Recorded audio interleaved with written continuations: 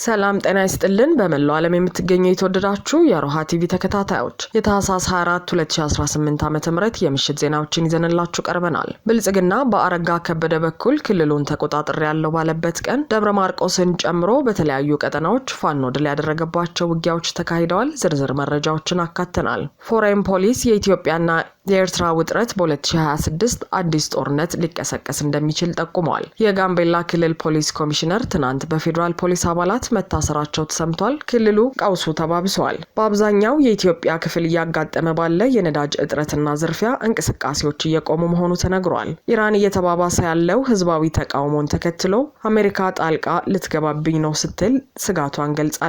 ትራምፕ ዝተዋል። ውድ አድማጭ ተመልካቾቻችን አብራችሁ ልትቆዩ ከፈቀዳችሁ እነዚህ መረጃዎች በዝርዝር የምናሰማችሁ ይሆናል። የሮሃ ቲቪ ወቅታዊና ሀቀኛ መረጃዎች እንዲደርሷችሁ ቻናሉን ሰብስክራይብ፣ ላይክ እና ሼር በማድረግ አሁኑኑ ቤተሰብ ይሁኑ።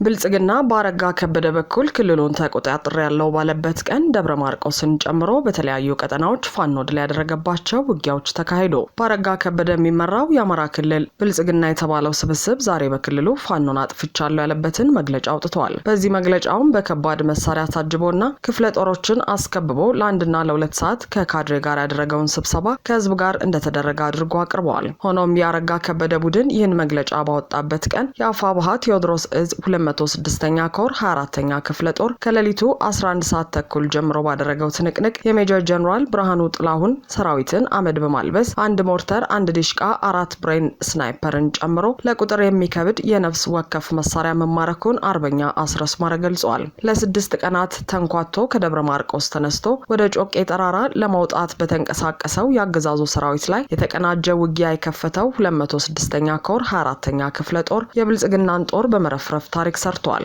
የ206ኛ ኮር 34ኛ ክፍለ ጦር አሃዶች በሮቡ ገበያ በመግባት የብልጽግናን ኃይል በማዛባት ግዳጇን በብቃት መወጣቷም ታውቋል። በሌላ በኩል አምባ ጊዮርጊስ ከተማ ላይ ፋኖን ከተው ምህረት በገቡ ከሃዲዎች ላይ የማያዳግም እርምጃ መወሰዱ ተገልጿል። የአማራ ፋኖ ብሔራዊ ኃይል ሰሜን አማራ ቀጠና በላይ ዘለቀ እዝ ዳግማዊ ቴዎድሮስ 5ኛ ኮር አሃድ የሆነው የጎንደር የበጋሻው ክፍለ ጦር ጋር በህቡ ሲሰራ የነበረው የሚሊሻ አባል በወገራ ወረዳ በፋኖ ስም ተልኮ ተሰጥቷቸው ሲዘርፉና ሲያግቱ ቆይተው በተጀመረው የፋኖ ማጽዳት ዘመቻ ምክንያት ወደ ብልጽግና ጉያ በመሬት ስም ተሸሽገው በየአዳራሹ ሲቀባጥሩና ሲለፈልፉ የነበሩ ከሃዲዎች ላይ እርምጃ ተወስዷል ሲል ክፍለ ጦሩ ገልጿል። በህብረተሰቡ መብትና ጥቅም በክፍለ ጦሩ ክብርና ዓላማዊ የማይደራደረው ጎንደር የበጋሻው ክፍለ ጦር ሰርጎ ገቦችን በህቡ በማዘጋጀት እርምጃዎችን መውሰድ ጀምሯል። የሚኒሻ አባሉ ሰዓቱ አሁን ነው በማለት ትናንት ታህሳስ 23 2018 ዓ.ም ምሽት 1 ሰዓት ላይ ሁለቱን ምረሽ ገቢዎችን በሞት ቀንድሾ ወደ ጎንደር የበጋሻው ክፍለ ጦር በሰላም ተቀላቅሏል።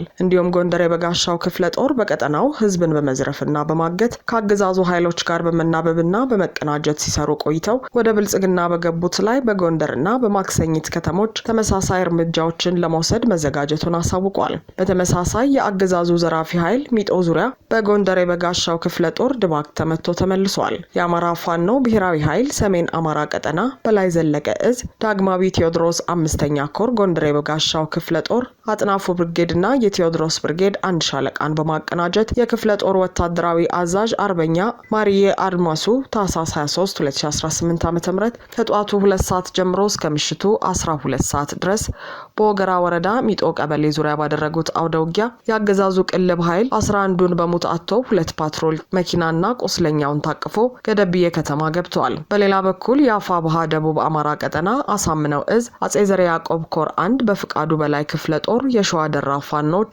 የተሳካ ኦፕሬሽን በመስራት ያገዛዙን ኮሎኔል ጨምሮ በርካታ ኃይል ደምስሰዋል።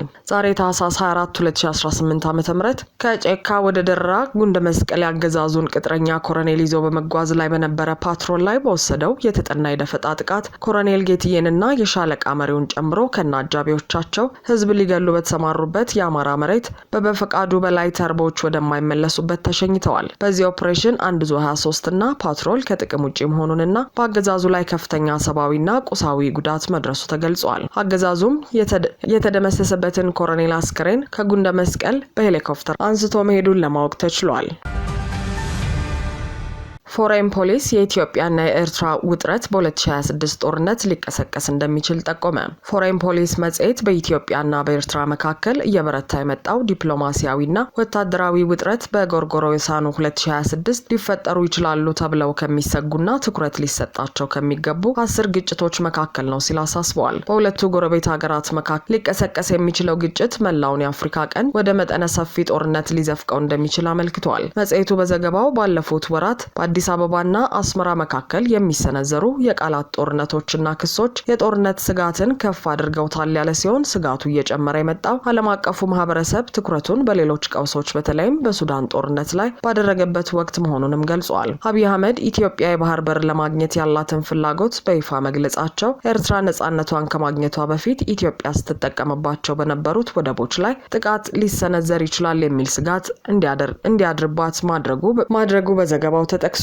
ፎሬን ፖሊስ አሁን ላለው ውጥረት መነሻው ከ2010 ዓ.ም በኋላ በኢትዮጵያ የታየው የፖለቲካ ለውጥ እንደሆነ በመጥቀስ አብይ ወደ ስልጣን መምጣታቸውን ተከትሎ ከኤርትራው ፕሬዝዳንት ኢሳያስ አፈወርቂ ጋር የፈጠሩት ጥምረት በትግራይ ጦርነት ወቅት ኤርትራ ከኢትዮጵያ ፌዴራል ኃይሎች ጎን እንድትቆም አድርጓት እንደነበር አስታውሷል። ይሁን እንጂ በህዳር ወር 2015 ዓ.ም የተፈረመው የፕሪቶሪያ የሰላም ስምምነት በሁለቱ ሀገራት መካከል አዲስ ፍጥጫ መፍጠሩን ዘገባው ጠቅሷል። ሁለቱም ሀገራት ከትግራይ ጦርነት በኋላ በከፍተኛ ሁኔታ ትጥቅ እያከማቹ መሆናቸውን ያመለከተው ዘገባው አዲስ ጦርነት ቢቀሰቀስ የሱዳን ኃይሎችን የአካባቢ ታጣቂዎችንና ቀጠናዊ ተዋንያንን በመሳብ ጉዳዩን ወደ ሰፊ ቀጠናዊ ቀውስ ሊቀይረው እንደሚችል ተንታኞች አስጠንቅቀዋል። ፎሬን ፖሊስ ዲፕሎማሲያዊ ንግግሮች በአስቸኳይ እንዲጀመሩ ያሳሰበ ሲሆን ኬንያ፣ ናይጄሪያ፣ ደቡብ አፍሪካ፣ አሜሪካ፣ ቻይና፣ ቱርክ፣ የአውሮፓ ህብረት እንዲሁም የባህረ ሰላጤው ሀገራትና የተባበሩት መንግስታት ድርጅት በአዲስ አበባና አስመራ መካከል ያለውን ውጥረት ለማርገብ በንቃት እንዲሳተፉ ጥሪ አቅርበዋል። መጽሔቱ በዘገባው አያይዞም አዲስ ጦርነት ቢቀሰቀስ ከትግራይና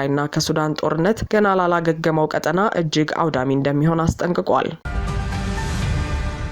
የጋምቤላ ክልል ፖሊስ ኮሚሽነር ትናንት በፌዴራል ፖሊስ አባላት መታሰራቸው ተሰማ። የጋምቤላ ክልል ፖሊስን በኮሚሽነርነት የሚመሩት አቶ ኡጉላ ኡጁሉ ትናንት አመሻሹን በቁጥጥር ስር መዋላቸውን ባለቤታቸው ወይዘሮ አሪያት ኦባንግ መናገራቸውን ሰምተናል። የፌዴራል ፖሊስ አባላት በጋምቤላ ከተማ ያሉ ተጠርጣሪዎችን በቁጥጥር ስር ለማዋል ትናንት ሐሙስ በተንቀሳቀሱበት ወቅት የተኩስ ድምጽ ይሰማ እንደነበር ነዋሪዎች ገልጸዋል። ስማቸው እንዳይጠቀስ የጠየቁ በጋምቤላ ከተማ ባለ አንድ መንግስታዊ ባልሆነ ድርጅት ውስጥ የሚሰሩ የከተማይቱ ነዋሪ ትናንት ከእኩለ ቀን በኋላ በፌዴራል ፖሊስ ተሽከርካሪዎች ሰዎች ታስረው ሲወሰዱ መመልከታቸውን እማኝነታቸውን ሰጥተዋል ሲል ኢትዮጵያ ኢንሳይደር ዘግቧል። ከታሰሩት ሰዎች ውስጥ በክልሉ ባሉ የመንግስት ተቋማት ውስጥ የሚሰሩና የጸጥታ ኃይሎች እንደሚገኙበት አስረድተዋል። ተጠርጣሪዎችን በህግ ቁጥጥር ስር ለማዋል እንቅስቃሴ በሚደረግበት ወቅት የተኩስ ድምጽ ይሰማ እንደነበር እኚሁ ነዋሪ ተናግረዋል። በትናንትናው ዕለት በፌዴራል ፖሊስ አባላት በቁጥጥር ስር ከዋሉ ተጠርጣሪዎች መካከል የጋምቤላ ፖሊስ ኮሚሽን ኮሚሽነር አቶ ኡጉላ እንደሚገኙበት ባለቤታቸው ወይዘሮ አሪያት ተናግረዋል። አቶ ኡጉላ በፌዴራል ፖሊስ አባላት ተይዘው ወደ ቤታቸው ለፍተሻ ከመወሰዳቸው አስቀድሞ በጋምቤላ ክልል ምክር ቤት ስብሰባ ላይ ነበሩ ተብሏል። በጋምቤላ ከተማ 6 ኪሎ ተብሎ በሚጠራው አካባቢ ወደሚገኘው የፖሊስ ኮሚሽነሩ መኖሪያ ቤት የሄዱ የፌዴራል ፖሊስ አባላት በአራት ተሽከርካሪዎች የተጫኑ እንደነበሩ የአቶ ኡጉላ ባለቤት ገልጸዋል። የጦር መሳሪያ የታጠቁት ፖሊሶች በቤታቸው ፍተሻ ካደረጉ በኋላ ለኮሚሽነሩ ከመንግስት የተሰጣቸውን ሽጉጥ ይዘው እንደሄዱ ባለቤታቸው አስረድተዋል። የፌዴራል ፖሊስ አባላቱ አቶ ኡጉላን ወደ ቤት ሲያመጧቸውም ሆነ በፍተሻ ወቅት አካላዊ ጥቃት እንዳልፈጸሙባቸው የገለጹት ወይዘሮ አሪያት ይሁንና የፖሊስ አባላቱ ባለቤታቸው ወደየት እንደወሰዷቸውና እስካሁንም ያሉበትን እንደማያውቁ አስረድተዋል። በጋምቤላ ክልል የፖሊስ ኃላፊዎች በፌዴራል ፖሊስ ሲታሰሩ የአሁኑ የመጀመሪያው አለመሆኑ የሚታወቅ ሲሆን ከ3 ዓመት በፊት የክልሉን ፖሊስ ኮሚሽን ሲመሩ የነበሩት አቶ አቡላ ኦባንግና ምክትላቸው አቶ ቱትኮር ጨምሮ 12 የጸጥታ ዘርፍ አባላት በቁጥጥር ስር ውለው እንደነበር ይታወሳል። በአብዛኛው የኢትዮጵያ ክፍል እያጋጠመ ባለ የነዳጅ እጥረትና ዝርፊያ እንቅስቃሴዎች እየቆሙ መሆኑ ተነገረ። የብልጽግናው አገዛዝ በኢትዮጵያ ሕዝብ ላይ ከጫናቸው የመፈናቀል፣ የግጭት፣ የጦርነት፣ የብሔርና የሃይማኖት ጥቃቶች በተጨማሪ በነዳጅ የሚዘወረው የኢኮኖሚ ሴራ ሌላኛው ነው። በትግራይ፣ በደቡብ ክልል አካባቢዎችና በሌሎች የኢትዮጵያ አካባቢዎች ከፍተኛ የነዳጅ እጥረት እያጋጠመ መሆኑ ይታወቃል። ብልጽግና ለነ ሙስጠፌ በከፈተላቸው መንገድ ከጅቡቲ በጅግጅጋ የሚገባው ነዳጅ ጃርጌሳ ሲነሳ ይቸበቸባል። የትግራይ ኃይሎችን መቅጣት ሲፈልግ ደግሞ ወደ መቀሌ የሚሄደውን ነዳጅ ያስቆማል። የሸነሸናቸውን የደቡብ ክልሎች ደግሞ ለነዳጅ ኮንትሮባንድ አመቻችቷል። በእነዚህ ምክንያቶችም ህዝቡ በነዳጅ እጦት ከቦታ ቦታ መንቀሳቀስ እጅጉን ከብዶታል። በየወሩ የሚጨምረው የነዳጅ ጭማሪ ደግሞ ህዝቡ በየወሩ ሰቀቀን ውስጥ እንዲኖር አድርጎታል። አሁን ደግሞ ከአዲስ አበባ በስተደቡብ አቅጣጫ በሚገኙ ከተሞች ባጋጠመው የናፍጣ አቅርቦት መስተጓጎል ጉዟቸውን ለማከናወን መቸገራቸውን አሽከርካሪዎች አመልክተዋል።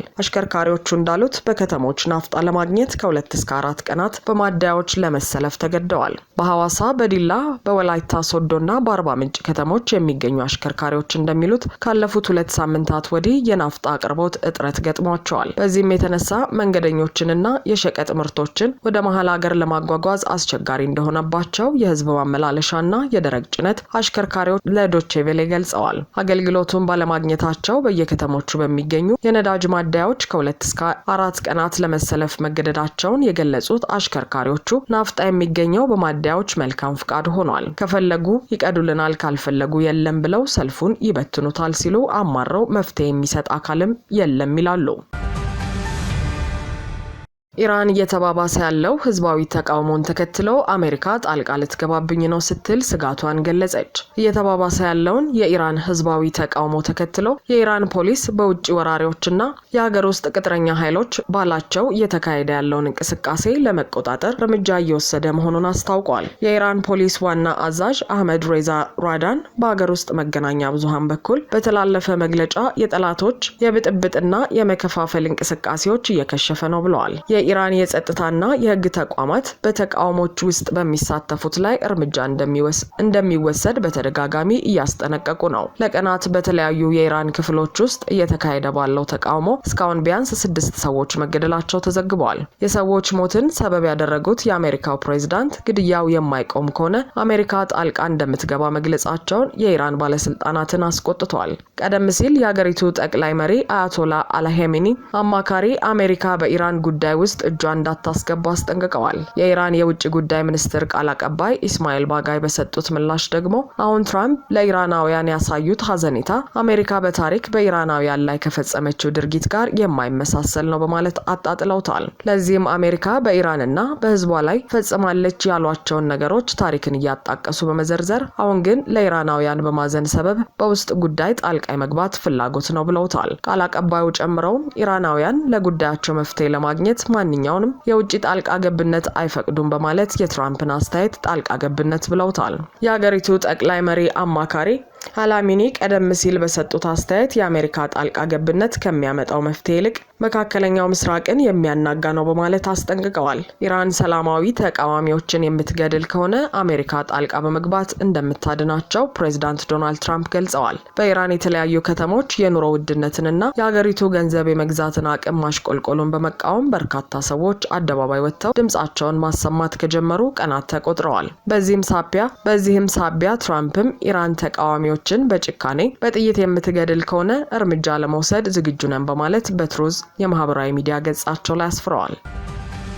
አድማጭ ተመልካቾቻችን የሰዓቱ የሮሃ ቲቪ ዜናዎች የተከታተላችኋቸውን ይመስሉ ነበር። አብራችሁን ስለነበራችሁ ከልብ እናመሰግናለን። ሰላም።